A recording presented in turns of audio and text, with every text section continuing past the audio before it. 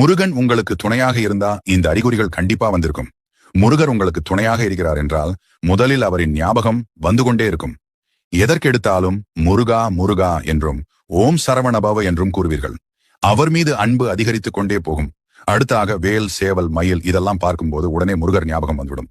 அது மட்டுமில்லாமல் வேல் சேவல் மயிலை அதிகமாக பார்த்து கொண்டே இருப்பீங்க. முருகனுக்கு உரிய சிறப்பான நாள் வருகிறது என்றால், அந்த நாளை நீங்கள் ஏதோ ஒரு காரணத்தினால் மறந்துவிட்டீர்கள் என்றால், அன்றைய தினம் உங்கள் மனதிலும் கண்களிலும் முருகனின் உருவப்படமோ முருகர் சம்பந்தப்பட்ட பொருட்களோ உங்க முன்னாடி வந்து ஞாபகப்படுத்தும். இது மாதிரி உங்களுக்கு நடந்திருக்கப்ப போய் காலண்டர் பாத்தீங்கன்னா அன்னைக்கு முருகருக்கு உகந்த நாளாக தான் இருக்கும். விசாக நட்சத்திரம், கிருத்திகை, செவ்வாய்க்கிழமை, சஷ்டி இது மாதிரி ஏதோ ஒரு நாளாக இருக்கும். நீங்க ஒரு கஷ்டத்துல இருக்கும்போது உங்களுக்கு உதவி செய்ய ஒருத்தவங்க வருவாங்க. அவங்க பேர் கண்டிப்பா முருகன் பேர்கள் உள்ள ஒருத்தவங்களாகத்தான் இருப்பாங்க.